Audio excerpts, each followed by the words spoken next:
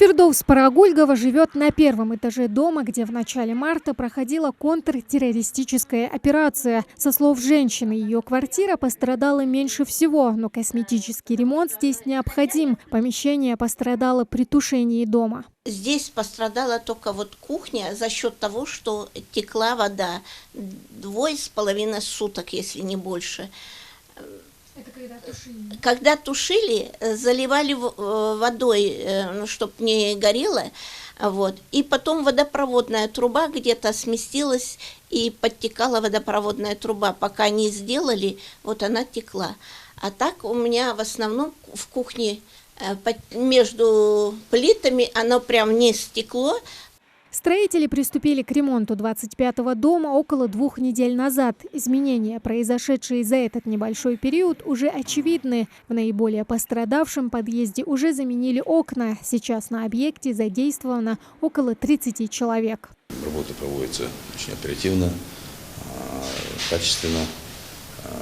Население тоже у нас жители данных квартир довольны, как таковых замечаний нет, но те замечания, которые поступают, они в рабочем режиме подрядной организации решаются. За эти 2 недели сделано, в принципе, на процентов 60-65 работы завершены. Основные работы, шпаклевочные, восстановительные работы, данные работы завершены. Также завершена работа по установке оконных проемов.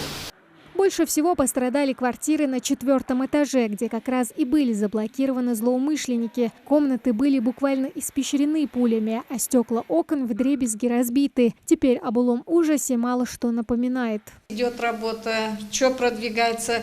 Девочки очень аккуратно, хорошо работают. С первого дня они сразу за это. Уже я вижу, подвесные потолки сделали. Окна сделали, которые разбиты, очень красиво и хорошо делают.